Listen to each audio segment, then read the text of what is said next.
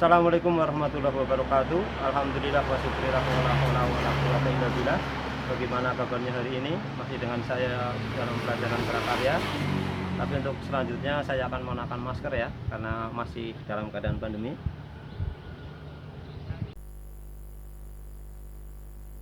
Pada kesempatan kali ini kita akan belajar tentang budidaya ikan konsumsi ya. Mari kita langsung simak saja presentasinya. Budidaya ikan konsumsi. Di sini yang pertama yang perlu kalian ketahui adalah pengertian ikan konsumsi.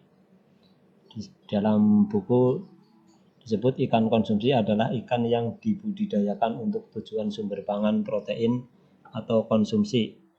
Jadi masyarakat membudidayakan ikan ada minimal 2 tujuan ya.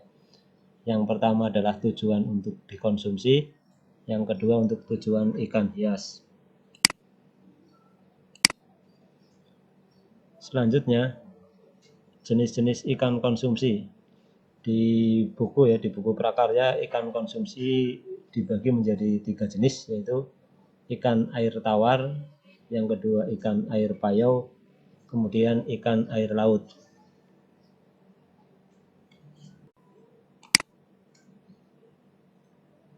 Selanjutnya contoh ikan air tawar konsumsi ya.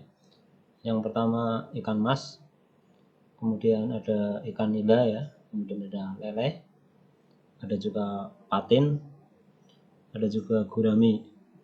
Tapi ikan konsumsi air tawar itu tidak hanya 5 ini ya. Ada juga yang lain seperti bawal, ada juga sekarang ikan gabus juga dibudidayakan dan lain sebagainya.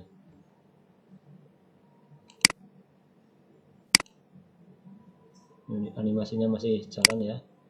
Selanjutnya kita tengok salah satu jenis ikan konsumsi air tawar yang pertama adalah ikan mas ya. Ikan mas merupakan jenis ikan konsumsi yang dikenal hampir di seluruh Indonesia. Di Sumatera Barat, ikan ini disebut juga ikan rayo atau ikan ameh. Di Jawa Tengah dan Jawa Timur, masyarakatnya ada yang menyebut ikan tombro ya, atau ikan mas-masan. Ikan ini berwarna kuning ya. Selanjutnya setelah ikan mas, mari kita lihat. Nah, ini ada ikan nila ya. Ikan nila merupakan ikan yang dibudidayakan paling banyak di Indonesia. Di sini ada beberapa jenis. Kalau di gambar itu ditampilkan 2 jenis, tapi di sini ada nila merah, ada nila gift, ada nila gesit, dan nila nirwana. Ikan ini bisa dibudidayakan di berbagai ketinggian ya, di berbagai tempat, dari dataran rendah sampai ketinggian 1000 di atas permukaan laut ya. Seperti 1000 di atas permukaan laut ya, sekitar daerah Baturaden kalau di tempat kita ya. Tapi kalau puncak Gunung Slamet itu lebih tinggi lagi. Berapa Ustaz? Ada yang bisa Ustaz Andika? 3.000.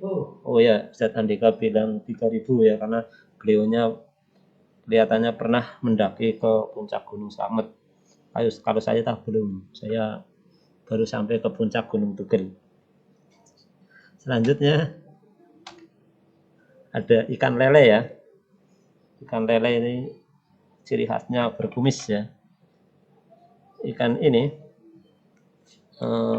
berkulit licin ya, jadi tidak bersisik. Kemudian jenis ikan air tawar yang istilahnya bisa dibudidayakan di air yang sedikit oksigen, karena ikan ini memiliki labirin ya. Jadi untuk bantuan untuk bernafas selain insang, labirin. Jadi kalau kita taruh ikan lele di daratan, ikan ini bisa bertahan hidup cukup lama ya, bisa sampai sekitar beberapa jam masih hidup. Kemudian ikan ini dibudidayakan untuk memanen ikan ini cukup 3 atau 4 bulan. Ikan ini termasuk ikan karnivora.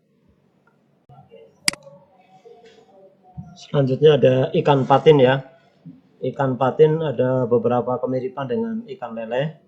Ikan ini tidak bersisik dan juga kuat di air dengan kadar oksigen yang rendah.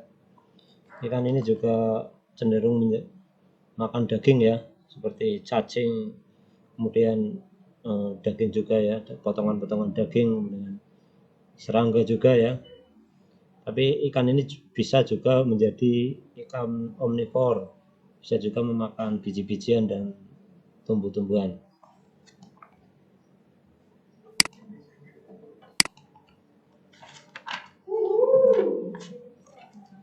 Selanjutnya ikan air tawar yang lain adalah ikan gurami ya. Di sini gurami di kalangan pecinta masakan dikenal ya, karena ikan ini cukup mewah dengan harga jual yang tinggi. Ikan ini banyak dibudidayakan di Jawa ya. Kalau di tempat kita itu contohnya di desa Beji ya, itu banyak sekali yang membudidayakan gurame, sampai ada patungnya ya di pertigaan, patung ikan gurame. Ikan ini kalau dibanding dengan ikan lele, untuk membudidayakannya lebih panjang ikan ini ya, lebih lama ikan ini. Untuk mencapai berat 1 kilogram ikan ini dibutuhkan waktu sekitar 9 bulan.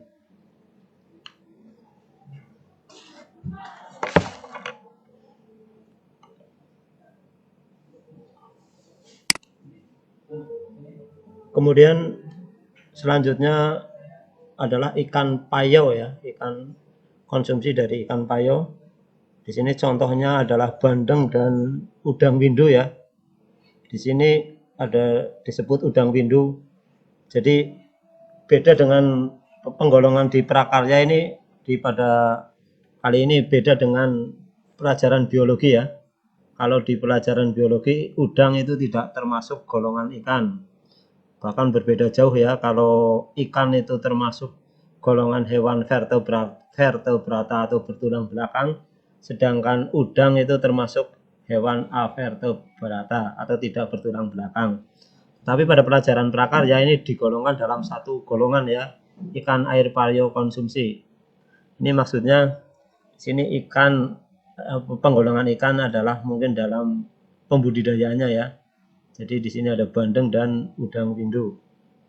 Tapi sebenarnya udang windu itu kalau secara penggolongan biologis itu bukan termasuk udang. Lanjut saja kita meluncur ke bandeng ya, ikan bandeng. Nah ini bandeng ya. Ya gambar ini adalah bentuk dari ikan bandeng ya. Ikan bandeng dibudidayakan di tambak-tambak air payo. Kalian juga kelihatannya sering memakannya ya pas dulu saat waktu masuk ya, menu catering dari badan usaha itu ada ikan bandeng ya. Tapi kelihatannya beberapa anak juga tidak begitu suka karena sering lebih ya. Selanjutnya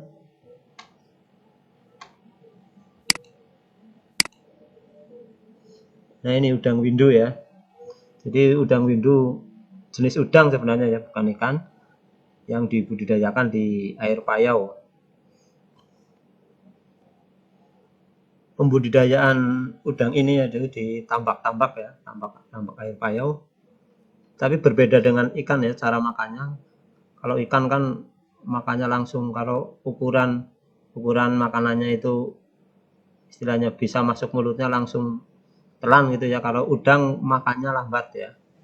Jadi pakan yang dimakan oleh udang baiknya yang pakan buatan maksudnya tidak langsung hancur di air. Jadi bisa menggumpal dalam waktu 24 jam karena makan udang ini cara makannya lambat.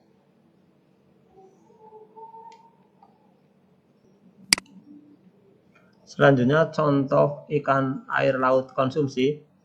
Di sini cuma ada 2 ya. Sebenarnya ikan air laut itu banyak ya, tapi ikan air laut yang dibudidayakan ini ya. Jadi di sini ada kakap putih dan kerapu. Kalau ikan air laut yang dimakan banyak, tapi yang dibudidayakan memang terbatas ya. Kalau ikan air laut yang dimakan seperti ikan hiu juga bisa dimakan, ikan tongkol juga bisa dimakan ya. Ikan salmon, bukan, ikan salmon itu bisa hidup di darat dan di laut ya. Kemudian ikan pari juga bisa dimakan ya, banyak sekali ya dari ikan laut. Tapi yang dibudidayakan atau diternak itu memang terbatas. Di sini ada kakap putih dan kerapu.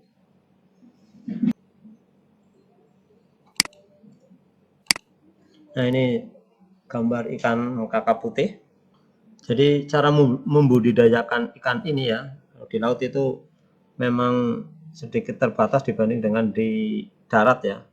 Kalau di laut membudidayakannya dengan keramba ya, karena laut itu sudah air ya. Kalau ikan itu dilepas di laut pergi kemana-mana ya, tidak bisa dipanen.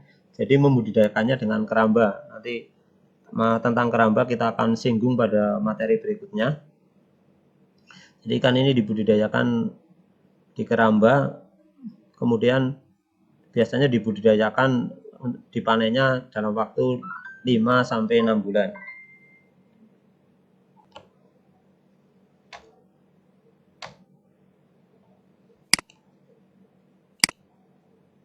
Selanjutnya jenis ikan air laut yang dibudidayakan yang lain adalah ikan kerapu ya.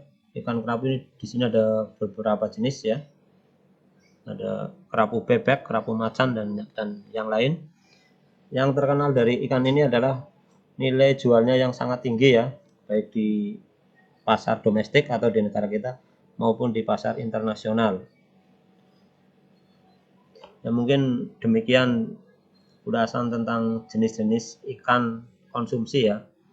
Jadi yang saya tekankan dari jenis-jenis ikan konsumsi ini adalah penggolongan di sini beda dengan penggolongan ikan atau penggolongan pada pelajaran biologi ya.